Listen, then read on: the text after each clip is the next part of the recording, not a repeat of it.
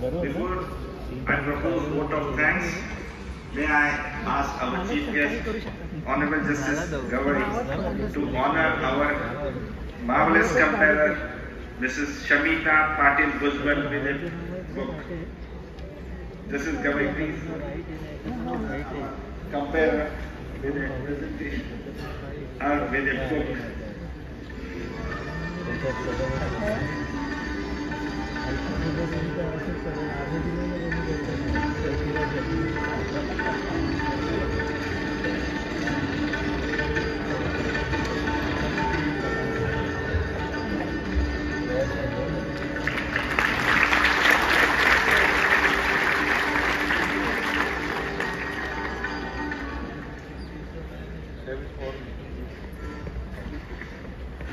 मी भाषण लिहून आणलं होतं, त्यामुळे दोघांचा उल्लेख करायचा राहिला.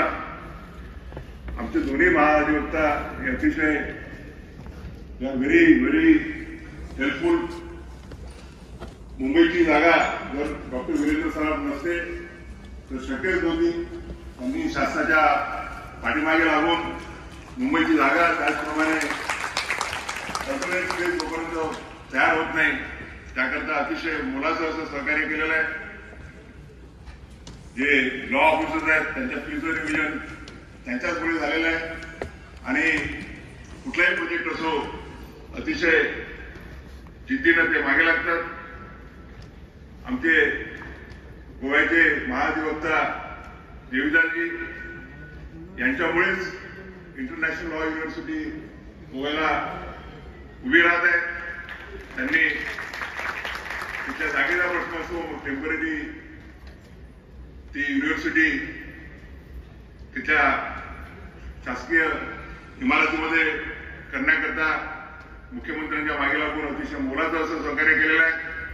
त्या दोघांच्याही सहकार्याशिवाय बार काउन्सिल ऑफ महाराष्ट्राचे आणि बार काउन्सिल ऑफ इंडियाचे हे जे योजना आहेत त्या पूर्ण झाल्या नसतात. फक्त बार काउन्सिलला एकच अपेक्षा आहे की